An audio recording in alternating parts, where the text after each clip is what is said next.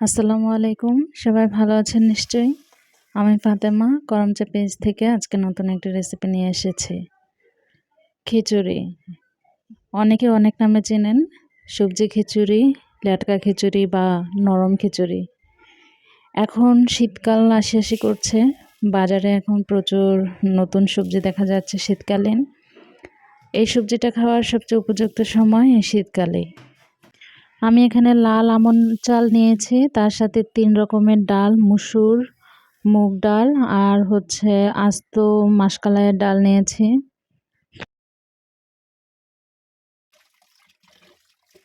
সবগুলো একসাথে ভালো করে কচলে ধুয়ে বেশি করে পানি দিয়ে চুলায় বসিয়ে দিব।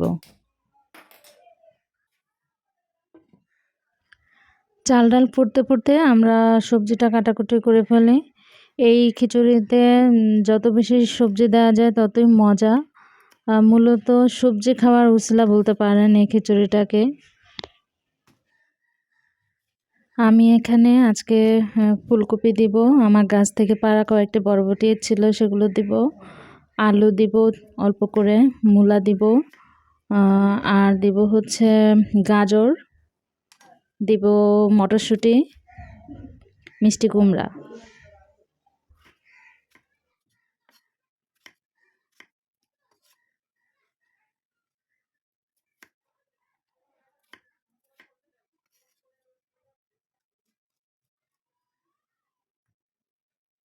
সবজির টুকরোগুলো আমি একটু বড় বড় করে কেটেছি, কারণ চাল ডালের সাথে সিদ্ধ হতে হতে যাতে সবজিগুলো একদম ব্লেন্ড না হয়ে যায় সেজন্য একটু টুকরাটা বড় করে রেখেছি।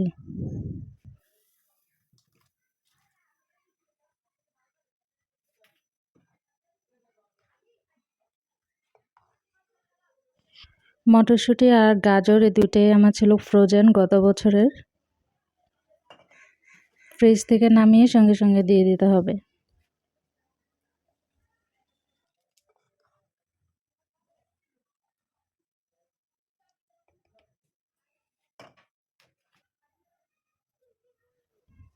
এখন আমি সব ধরনের মশলাগুলো দিয়ে দিব। প্রথমে দিয়ে দিচ্ছি লবণ,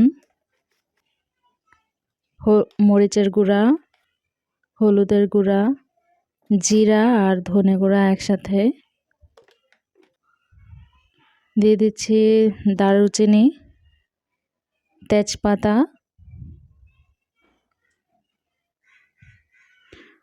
রসুন, আদা সব একসাথে দিয়ে ভালো করে নেড়েচেড়ে দিব।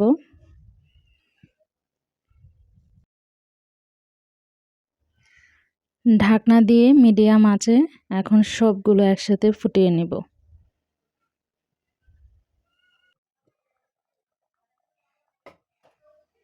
মাঝে মাঝে ঢাকনা তুলে নেড়ে দিতে হবে, না হয় পাতিলের নিচের দিকে লেগে যাবে।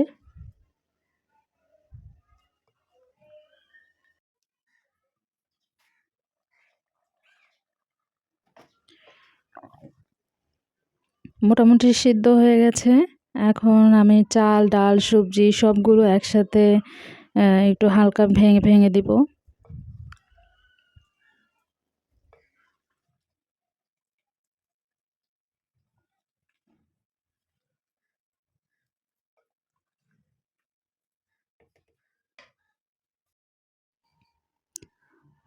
কাঁচামরিচটা একটু শেষের দিকে দিচ্ছি যাতে ঘ্রাণটা থাকে।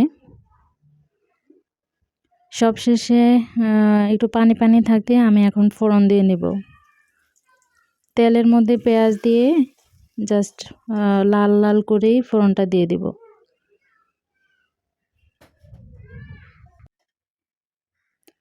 খিচুড়িটা একটু পাতলা থাকতেই চুলা থেকে নামাতে হবে, কারণ এটা ঠান্ডা হলে আরও একটু ঘন হয়ে যাবে। সবশেষে দিয়ে দিচ্ছি ধনিয়া পাতা। আপনারা চাইলে একটু ঘি দিতে পারেন, নামানোর আগে খুব সুন্দর একটা ঘ্রাণ আসে। আজকে আমি ঘি দিচ্ছি না। যারা আমার মতো ভাত খেতে বেশি পছন্দ করেন কিন্তু পরিমাণ কমাতে পারছেন না, তারা এভাবে করে দেখতে পারেন।